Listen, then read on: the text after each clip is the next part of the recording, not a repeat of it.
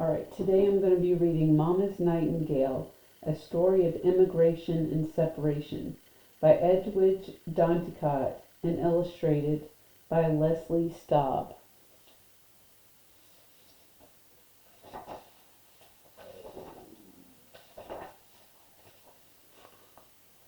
When Mama first goes away, what I miss most is the sound of her voice.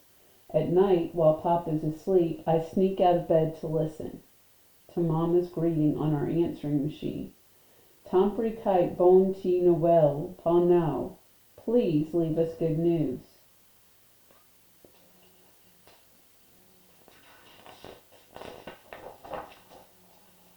One night, I accidentally erased the greeting, and I can no longer hear Mama say those cheerful words that always make me feel so warm inside. We have no good news. For the last 3 months, Mama's been at Sunshine Correctional, a prison for women without papers. When I ask Papa what kind of papers does Mama need, he says, papers that say she belongs in this country. Can Mama have my papers, I ask? She can't. When I ask Papa, when is Mama coming home, he says, you know, Saya, Mama loves you on peel, very, very much. She'd never stay away too long if she could help it. Every night after he makes dinner for us and helps me with my homework, Papa sits at the kitchen table and writes letters to the judges who send people without papers to jail. He also writes to our mayor and congresswoman and all the newspapers and television reporters he's ever heard of. No one ever writes him back. Papa and I visit Mama every week. When she sees me, Mama runs to me, picks me up, and hugs me tight. I miss you, Wasul, Mama says, while pretending to bite my cheeks. Wasul is Mama's nickname for me. In Mama's Haitian stories, a Wasul is a beautiful nightingale who loves the taste of a sweet cottony fruit called a soursop, just like I do. The Wasul also keeps mean old witches from eating little children by distracting them with her beautiful song. Mama leans over and hums a Wasul song in my ear. The melody is as soft as Mama's touch and as sweet as a real soursop. When Mama stops humming, she asks me about school and whether Papa and I are taking good care of each other. I sit on her lap and breathe in the smell of coconut pomade in her hair as she and Papa talk.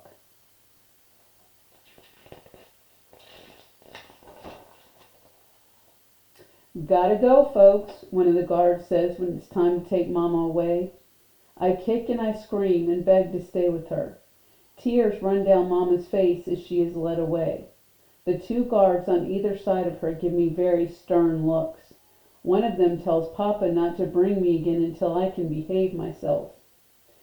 In the car on the way home, I miss Mama so much my belly aches. I fall asleep and dream of the visit. Except in my dream, Mama comes home with Papa and me.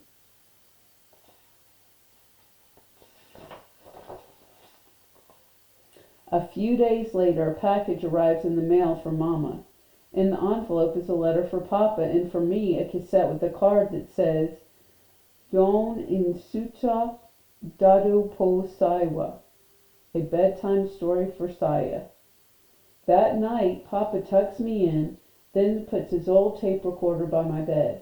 It's exactly like the one he brought to Mama when she was first taken to jail. He pushes the play button and tiptoes out of my room.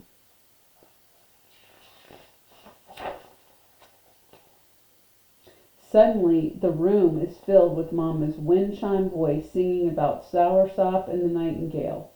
At the end of the song, Mama tells me a new bedtime story, and one she made up herself.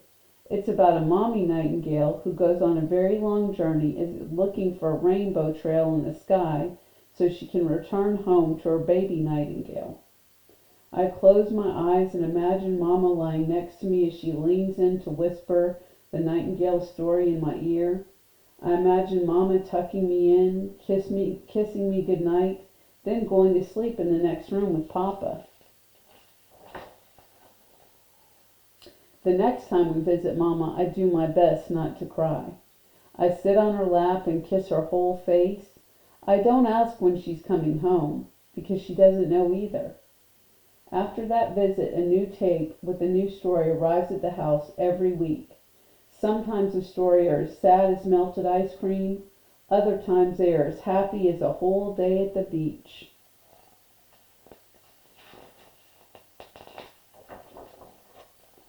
When I am done, Papa sends what I have written to one of the newspaper reporters he's been writing to. A few days later, there's a message on our answering machine. The message is from a lady reporter saying that she wants to print my story in the newspaper for everyone to read. The next day, another reporter comes to our apartment to interview Papa and me for the television news. With a big lump in my throat, I tell her how much I miss Mama and how I wish she could be with us again. Papa tells the television reporter how Mama was arrested by the immigration police while working in a restaurant, and how she might be sent back to Haiti at any time. Mama came to America before she met Papa and before I was born, and she doesn't have the right papers. Not yet, anyway. In a week's time, because of all the phone calls and the letters to the prison from people who read about us in the newspaper and saw us on TV, Mama is brought before a judge. The judge says Mama can come home with Papa and me while she is waiting for her papers. Sitting in the courtroom with Papa, I'm so happy and proud I feel like running up to the bench and giving the judge a big hug.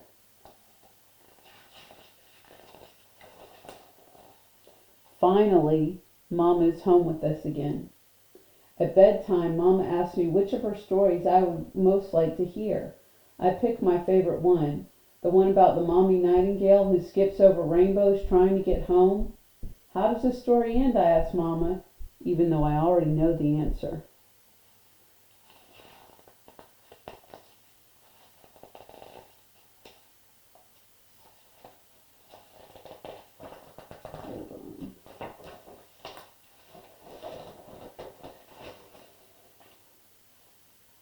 So the author grew up in a family that was separated by immigration. For most of my childhood, my parents were living in the U.S. while my brother Bob and I were living with my aunt and uncle in Haiti. I knew that my parents wanted to send for us, but we were always told that they couldn't because they didn't have the right papers. This idea of having the right papers has always fascinated me. As children in Haiti, my brother and I sometimes played writing games, making up passports, visas, and other documents that might one day reunite us with our parents. Living in Miami now, with two young daughters of my own, I meet a lot of children who are separated from either one or both of their parents because their parents are undocumented, or as Saya says, are without papers. According to the U.S. Department of Homeland Security's Immigration and Customs Enforcement, the people Saya refers to as the immigration police, over 70,000 parents of American-born children have been jailed and deported in recent years. This book is dedicated to those children who, like Saya, are dreaming of the day when their mother or father or both parents will come home.